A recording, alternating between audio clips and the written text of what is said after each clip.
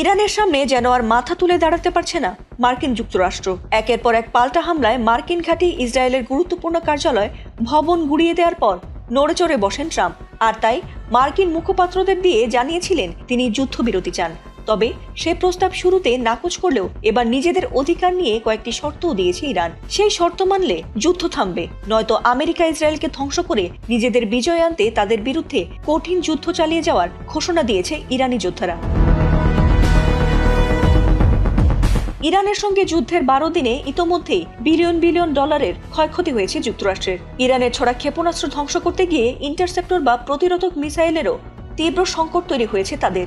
এছাড়াও উপসাগরীয় অঞ্চলের দেশগুলোতে তাদের অস্ত্র ভান্ডারে থাকা গোলাবারুদও দ্রুত ফুরিয়ে আসছে বলে জানা গেছে।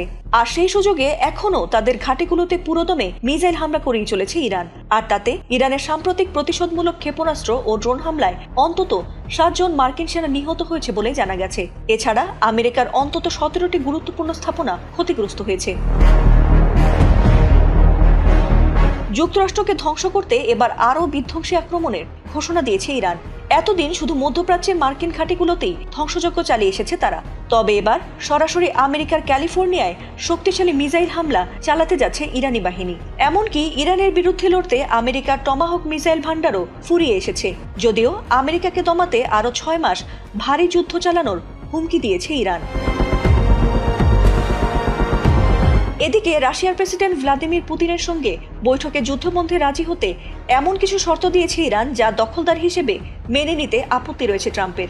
এছাড়াও মধ্যপ্রাচ্যের বিভিন্ন দেশ থেকে নিজেদের গুটিয়ে নিচ্ছে বলেও বিভিন্ন প্রতিবেদনে জানা গেছে। এতে করে বলা হচ্ছে ইরানের হামলায় অসহায় হয়ে পড়েছে অহংকারী দখলদার দেশ যুক্তরাষ্ট্র। তবে কি ইরানের কাছে হারতে চলেছে ট্রাম্প প্রশাসন? উত্তরটা যদি হ্যাঁ হয় তাহলে বদলে যাবে গোটা বিশ্বের রাজনীতির সমীকরণ। ফাতিমা সুলতানা, এটিএন বাংলা।